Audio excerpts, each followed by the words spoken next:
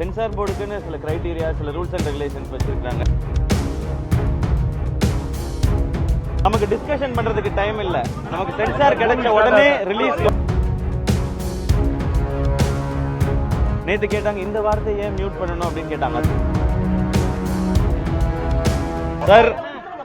Sir it is bigger then Amaran sir அப்படின்னு போட்டு ஒரு 3 ஹார்ட் 3 ஃபயர் போட்டிருக்காங்க. இதான் ஃபர்ஸ்ட் வந்திருக்க ரெஸ்பான்ஸ் எனக்கு. தேங்க்யூ.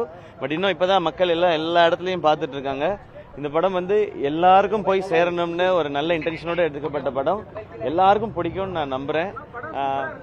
தேங்க்யூ. Love you.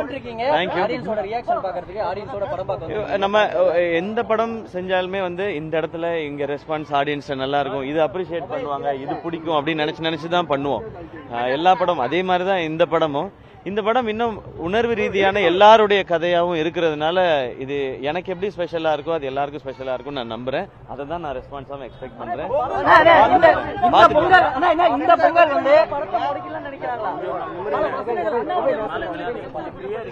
இல்ல சார், நேத்து கூட இதை பத்தின ஸ்பீச் வந்துச்சு. இப்போ சென்சார் போர்டுக்குன்னு சில கிரைட்டீரியா, சில ரூல்ஸ் அண்ட் ரெகுலேஷன்ஸ் வச்சிருக்காங்க.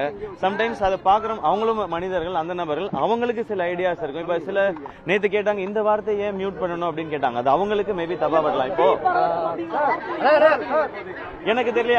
அது இப்போ நமக்கு டிஸ்கஷன் பண்றதுக்கு டைம் இல்ல. நமக்கு சென்சார் கிடைச்ச உடனே ரிலீஸ் வந்துடும். சோ இதை நான் படம் முடிச்சுட்டு நான் பேசுறேன்.